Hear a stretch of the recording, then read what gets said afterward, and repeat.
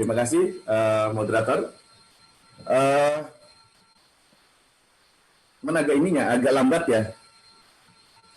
Ada jeda. Wawasan kebangsaan, Undang-Undang Dasar 1945 dan peran pemuda dalam gerakan bela negara. Materi disampaikan dalam rangka untuk pengenalan kehidupan kampus bagi masa baru, memperkuat dengan yang mengusung tema memperkuat persatuan dan kecintaan tanah air serta meningkatkan daya saing dan inovasi.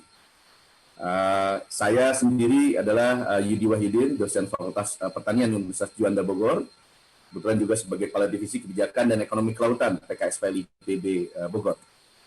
Sekilas ini adalah kurikulum vitae saya, S1 sampai dengan S3 saya di Bogor. Saya juga pernah melakukan atau pernah TOT fasilitator bela negara perguruan tinggi gelombang 1 bersama dengan Pak Diki ya, salah satu dosen di STN. Baik, kita akan mulai dengan sebuah video. Saya persilakan untuk anak-anakku sekalian melihat ini, video ini.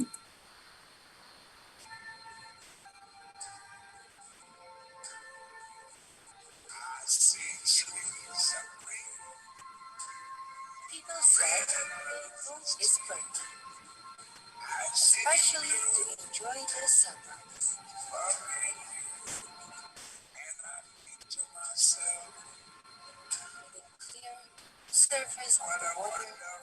Video ini sebetulnya saya ambil dari lamannya Indonesia terkait dengan travel Indonesia. Di video ini menunjukkan betapa Indonesia memiliki begitu keindahan yang sangat luar biasa eksotis untuk bisa dinikmati, bahkan terkena menjadi daerah wisata yang sangat luar biasa, mendatangkan manfaat ekonomi sebetulnya bagi Indonesia baik secara langsung maupun tidak langsung. Terlihat di video ini ada daerah-daerah yang memang dimunculkan sebagai salah satu spot wisata terbaik yang ada di wilayah Indonesia.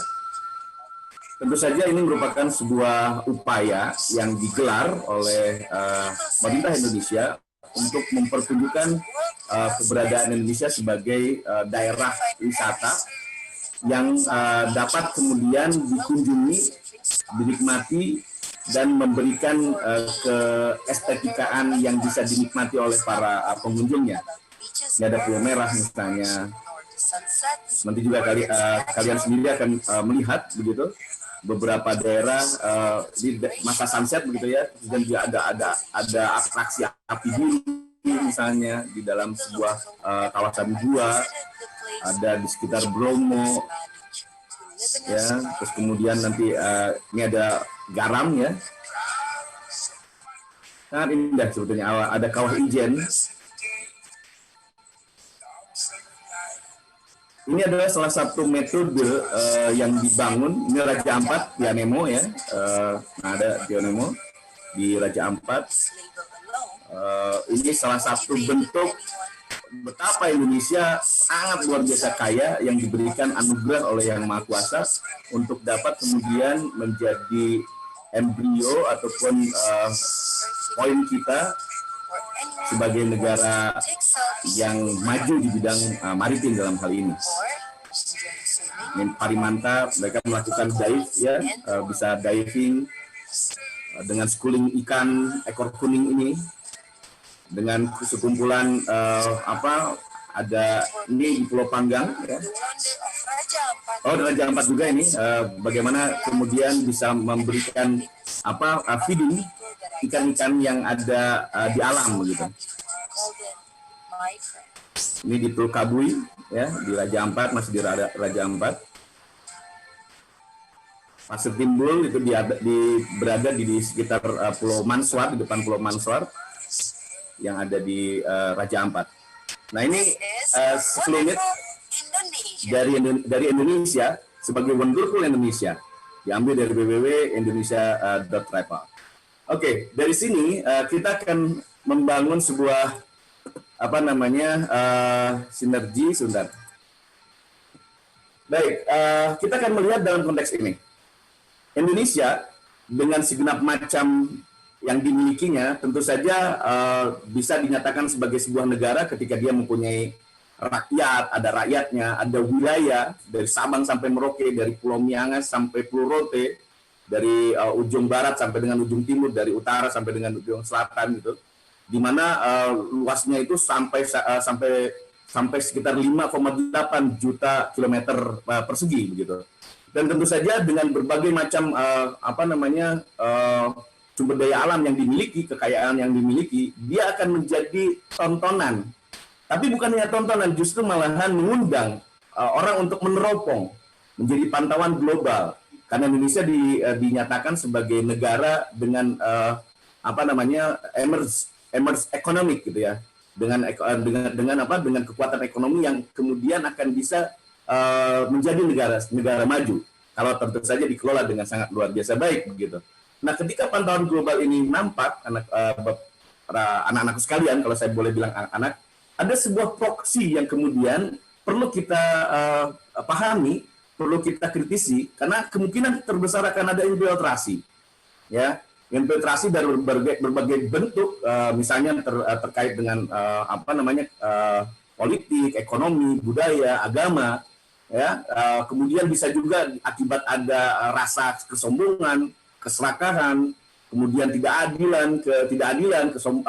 kebencian dan sebagainya. Dan ini akan menjadi proksi yang akan coba untuk merongrong keberadaan Negara Kesatuan Republik Indonesia. Nah, saat ini tentu saja yang menjadi salah satunya bisa dibilang walaupun ada sebagian yang menyatakan bahwa ini adalah memang betul ada pandeminya begitu, tetapi juga kemudian pandemi ini dimanfaatkan itu menjadi proksi untuk tanda kutip gitu ya, bisa memberikan dampak terhadap Negara Kesatuan Republik Indonesia. Oleh karena itu penting kemudian bagi kita semua untuk membangun sebuah sinergi bagaimana kemudian segenap infiltrasi itu bisa dihantar, bisa dikembalikan gitu. Nah, konteks inilah yang kemudian ada yang dinamakan dengan daya lenting, ya, supaya infiltrasi ini bisa ditangkal oleh Negara Kesatuan Republik Indonesia dengan berbagai macam komponen bangsanya seperti itu. Nah, tentu saja semakin besar atau semakin tebal rasa daya lenting ini akan membuat infiltrasi yang kemudian bisa menghancurkan itu bisa ditangkal seperti itu. Nah, konteks infiltrasi bisa ditangkal ini itu ada yang kemudian dinyatakan bentuk dari sebuah upaya yang dinamakan dengan bela negara. Nah, konteks bela negara, anakku sekalian, tentu saja ada 5 komponen besar yang perlu kita ketahui. Pertama adalah ada rasa kecintaan terhadap tanah air. Nah, rasa cinta akan muncul ketika kita mengetahui tanah air kita itu seperti apa. Tadi di awal saya buka dengan bagaimana keindahan alam Indonesia dengan berbagai macam anugerah yang diberikan oleh Yang Maha Kuasa, yang kemudian itu akan menjadi motor pendorong untuk perekonomian. Kalau kita tidak mengetahui itu sebagai sebuah potensi yang dipunyai oleh Indonesia, maka tentu saja rasa kecintaan itu tidak akan ada begitu. Ya, ada istilah misalnya tak kenal maka tak sayang begitu. Ya, oleh karena itu, karena kita ada rasa tak kenal maka tak sayang, maka perlu ta'aruf gitu. Ta'aruf artinya mengenal seperti itu. Nah, setelah cinta, anakku sekalian, ada konteks berikutnya yang perlu dibangun adalah adanya kesadaran berbangsa dan bernegara. Dengan begini kita punya kemampuan untuk bahwa kita tidak sendiri. Kita tidak hanya satu suku. Kita tidak hanya satu provinsi. Kita tidak hanya satu daerah begitu. Tetapi kita bersuku-suku, bahkan lebih daripada ribuan suku dengan berbagai macam bahasa yang sangat luar biasa. Banyaknya sampai 700 dialek dan sebagainya. Dan itu dipersatukan dengan yang dinamakan dengan bahasa Indonesia seperti itu. Nah, selain berbangsa, karena kita berbangsa, tentu saja kita harus tahu bahwa kita juga bernegara. Ketika kita sadar bahwa kita bernegara, maka kita tahu bahwa posisi kita sebagai seorang warga negara adalah mengikuti aturan main yang diberikan sebagai seorang warga negara seperti itu. Sehingga ketika kita memahami ini sebagai sebuah kemampuan kita untuk melihat bangsa ini, maka kemungkinan terbesar infiltrasi yang akan hadir untuk mengganggu itu akan kita bisa tangkal. Berikutnya, yang penting dalam konteks bela negara ini ada nilai yang dinamakan dengan setia kepada Pancasila sebagai ideologi negara.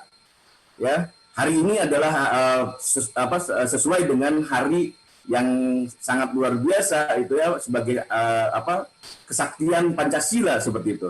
Ini adalah salah satu bentuk bahwa negara Indonesia dibangun atas dasar kesepakatan yang salah satunya falsafahnya adalah Pancasila. Ya, nah ini menjadi salah satu kesetiaan yang perlu dibangun oleh kita agar supaya fondasi dari negara berbangsa dan bernegara ini bisa dihadirkan. Nah berikutnya adalah ada kerelaan untuk berkorban, ya, kerelaan berkorban untuk kepentingan bangsa dan bernegara. Karena apa? Kalau kita hanya mementingkan kelompok dan juga kepentingan pribadi, maka kecenderungan kita akan menjadi egois, serakah, sehingga mengorbankan yang lain. Tetapi kalau yang ada di benak kita itu hanya bangsa Indonesia, negara kesatuan Republik Indonesia, maka apapun yang dilakukan oleh kita akan berpikir untuk memajukan negara kesatuan Republik Indonesia seperti itu. Nah terakhir adanya lima prinsip bela negara ini adalah mempunyai kemampuan awal bela negara.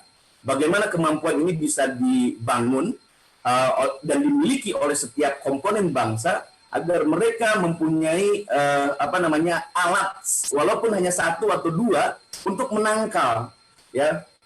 Penangkalan ini, kemampuan awal bela negara ini tidak harus dengan mengangkat senjata, tidak. Kita bisa melakukan kemampuan awal bela negara ini dengan cara salah satunya adalah menyadari bahwa kita sebagai bagian dari bangsa yang besar. Itu saja sudah menjadi kemampuan awal, karena justru akan menjadi karakter building kita. Bahwa kemampuan ini akan membuat kita semua sadar bahwa kita adalah bagian dari bangsa yang besar.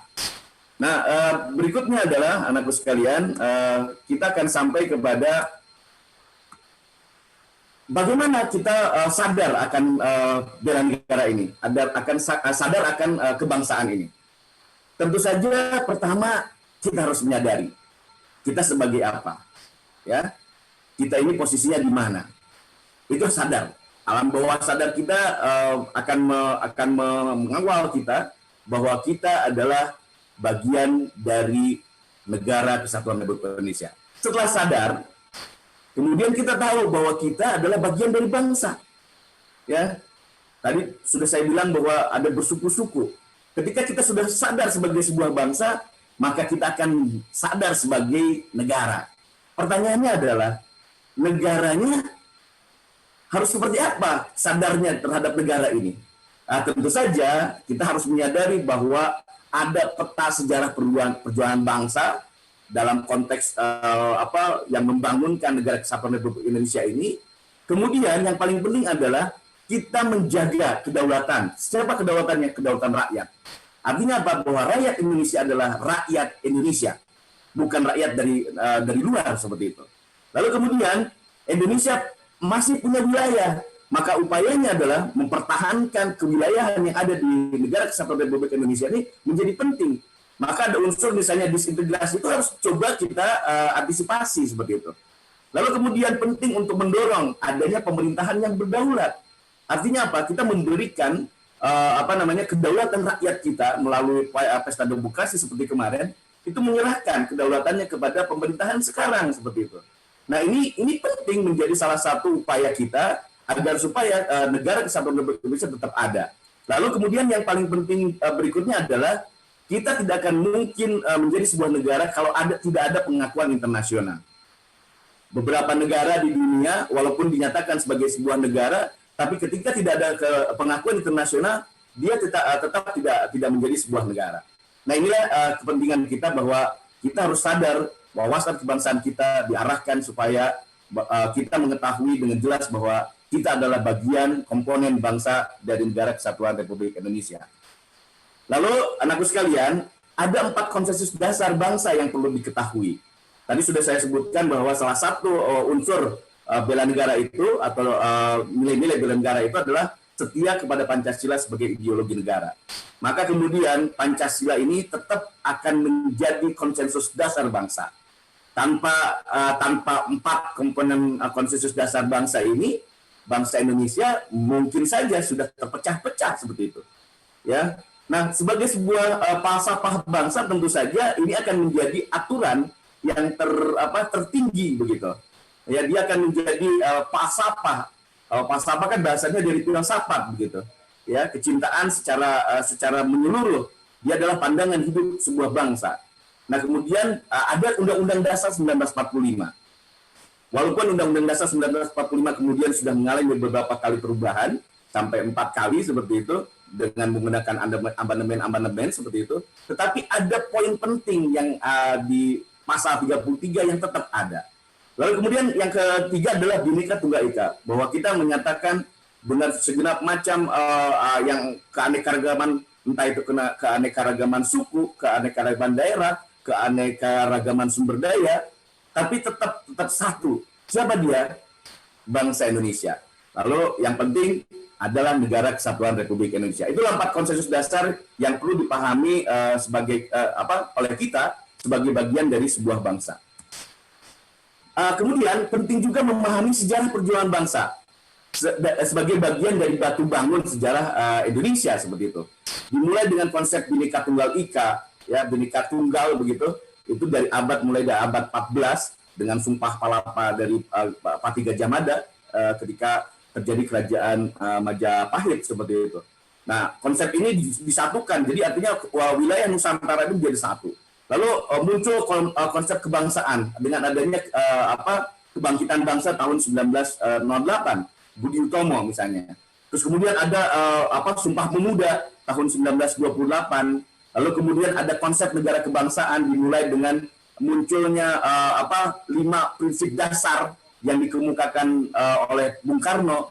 Setelah sebelumnya Bung Yamin juga menyatakan terkait dengan konsepsi ini. Lalu kemudian di tanggal 18 kemudian itu akan menjadi visi sebuah bangsa begitu. Nah, kemudian ada konsep tanah air geopolitik. Artinya apa? Bahwa Indonesia berdiri sebagai sebuah negara tanggal 17 Agustus. Nah, kemudian konsep tata negara dan visi bangsa dihadirkan dalam konteks pembukaan Undang-Undang Dasar yang melekat dengan batang tubuhnya, yaitu Undang-Undang Dasar 1945. Terakhir, setelah semua tahu bahwa Indonesia ini memiliki daerah wilayah perairan yang sangat luar biasa besar, dan kemudian seorang ahli dari ilmu kelautan begitu, Profesor Insinyur Juanda kemudian mengungkapkan ada sebuah konsep ya tentang negara kepulauan. Bagaimana kemudian Indonesia tidak bisa itu negara lain masuk begitu saja melewati alur laut yang ada di dalam kalau misalnya tanpa izin seperti itu. Nah, konsep ini kemudian dicoba untuk didorong agar supaya disetujui oleh negara-negara lain. Nah, konsep negara kepulauan inilah yang kemudian memunculkan UNCLOS, ya, United Nation for the Law of the Sea begitu tahun 1982 agar supaya mengakui bahwa Indonesia sebagai sebuah negara kepulauan. Sehingga negara Indonesia itu melingkupi daerah air perairan yang notabene sekitar 60% lebih adalah wilayah perairan, kemudian dengan wilayah daratannya menjadi satu kesatuan. Tidak akan mungkin orang lain dari bangsa lain itu masuk ke perairan tanpa izin. Walaupun kemudian Indonesia diminta untuk membuka, ada yang dinamakan dengan Laut Kepulauan Indonesia. Nah, itulah sebuah konsep sebagai negara kepulauan. Nah, ini penting sebagai karakteristik kita agar kita memahami kebangsaan. Ada wawasan Nusantara di sini dimaksudkan. Baik, berikutnya adalah bagaimana kebanggaan laut dan paradigma maritim. Anak-anakku sekalian, kita akan lihat bahwa Indonesia sebagai benua maritim itu terbentang sangat luar biasa. Ya, dia ada di tengah di sini. Ya, notabene Indonesia sekitar 5,8 juta kilometer persegi begitu. Kalau dihitung luasannya hampir sama dengan luasan Eropa sebetulnya. Ya, kalau dihitung. Nah, bagaimana kemudian anak-anakku sekalian Indonesia kemudian menjadi poros maritim dunia? Mestinya bisa. Kenapa? Dia menjadi perlintasan. Bayangkan 40% wilayah laut ini dilalui oleh perdagangan dunia. Kita lihat ya, apa namanya, Eropa 2 kali dari Indonesia, kemudian Afrika 5,5 wilayah daratnya dari Indonesia, kemudian Australia juga seperti itu, sehingga dia ada di persimpangan. Oleh karena itu, ketika kemudian diasumsikan bahwa Indonesia dapat menjadi poros maritim dunia, itu menjadi bisa sebetulnya, ya.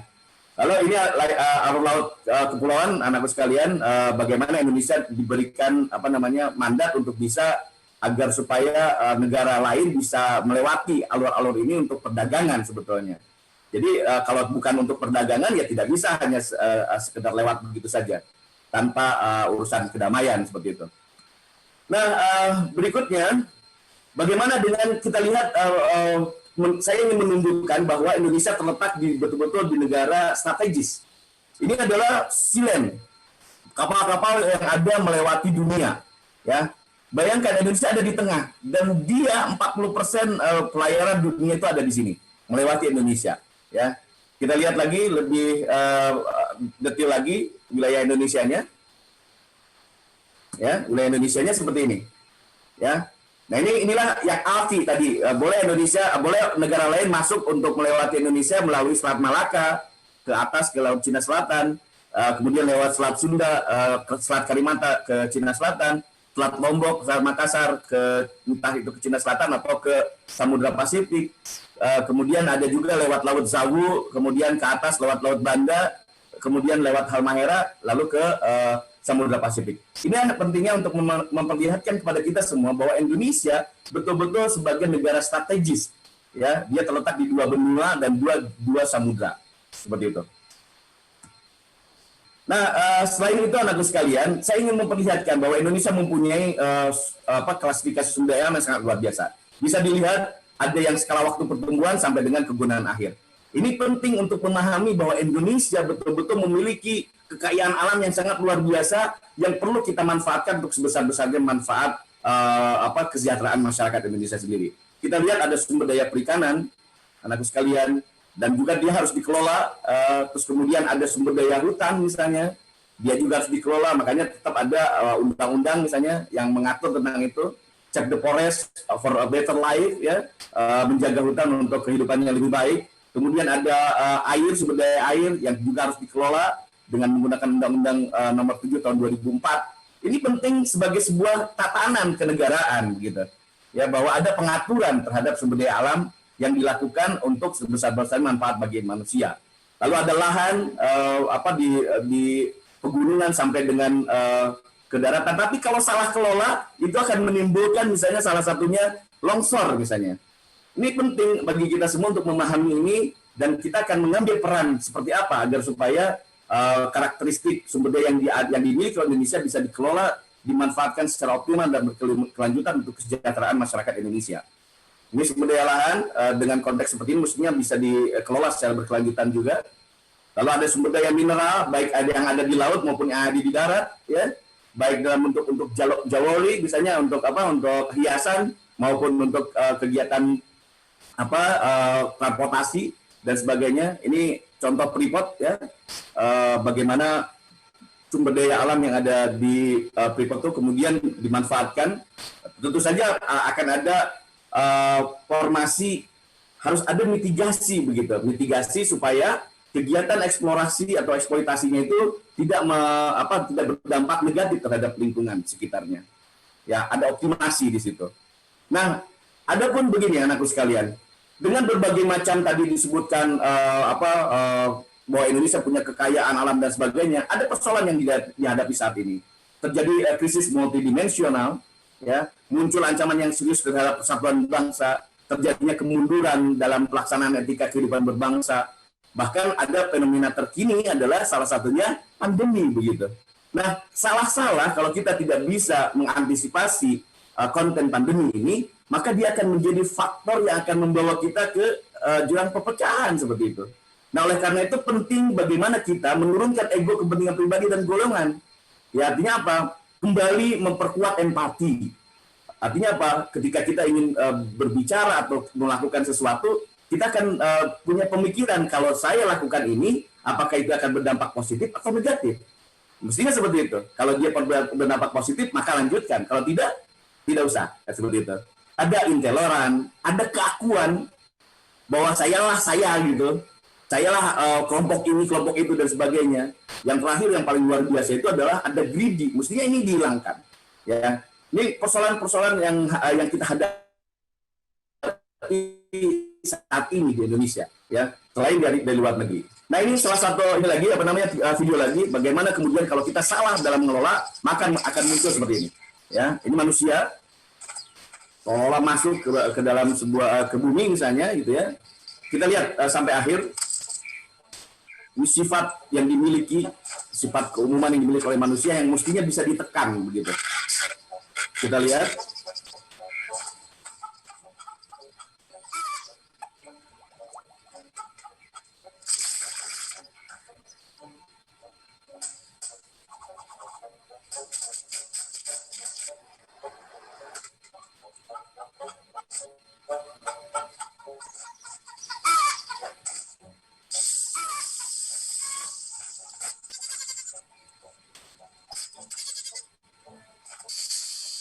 Tentu saja ini hanya animasi ya, saya dapatkan gitu ya, ini animasi.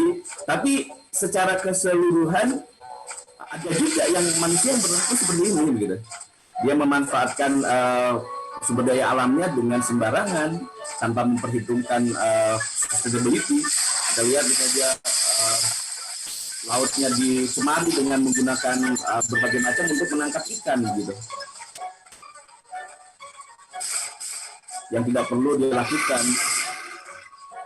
Misalnya beruang punya jasa ekosistem sangat luar biasa untuk keberlangsungan nutrien.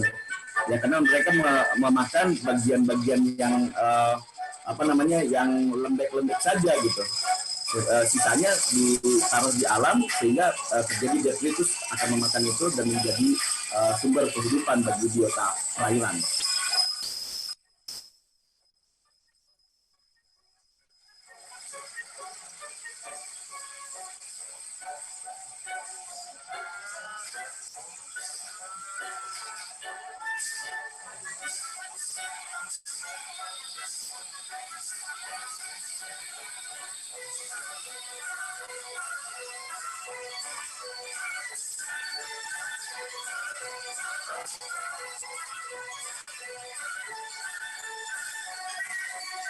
Nah, ini kejadian, keakuan yang dilakukan oleh seorang manusia, ya, yang akan kemudian menghancurkan dirinya sendiri sebetulnya, dan pada akhirnya akan membuat penangsaan bagi dirinya sendiri.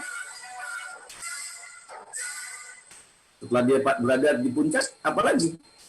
Dan dia tidak ada melihat yang tersisa begitu.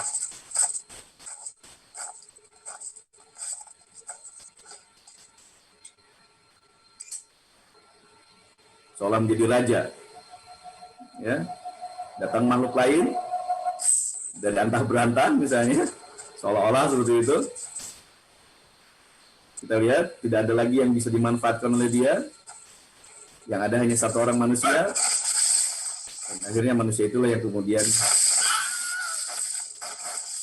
dibuat sebagai welcome, ya. Anak-anak sekalian, ini adalah salah satu contoh begitu bagi kita.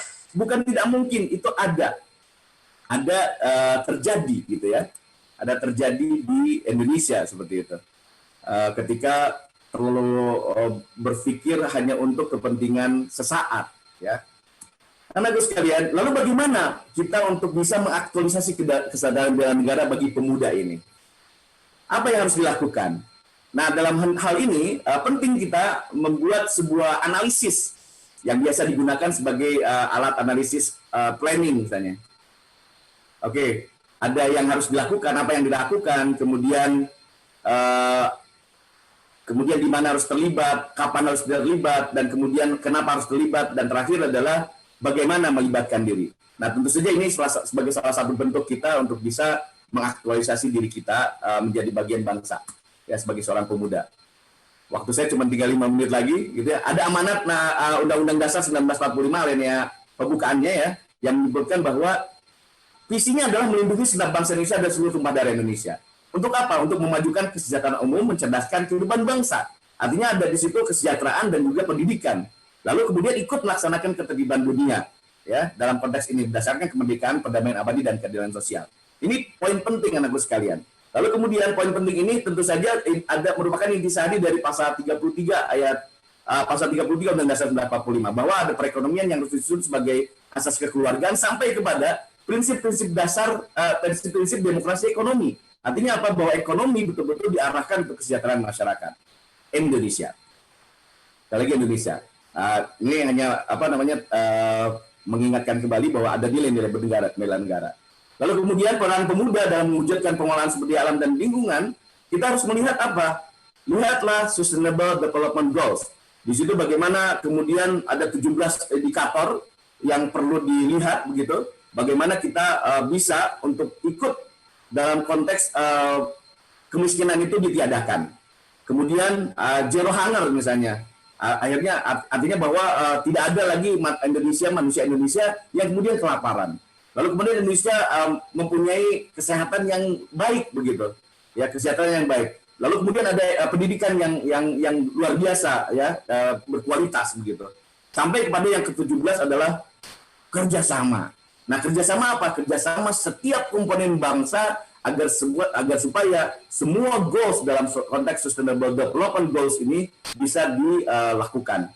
Nah, anakku sekalian, sebetulnya ada lagi sebetulnya peran begitu dalam konteks kehidupan berbangsa berdasarkan ketetapan MPR nomor 6 tahun 2001 yang bisa diperlihatkan.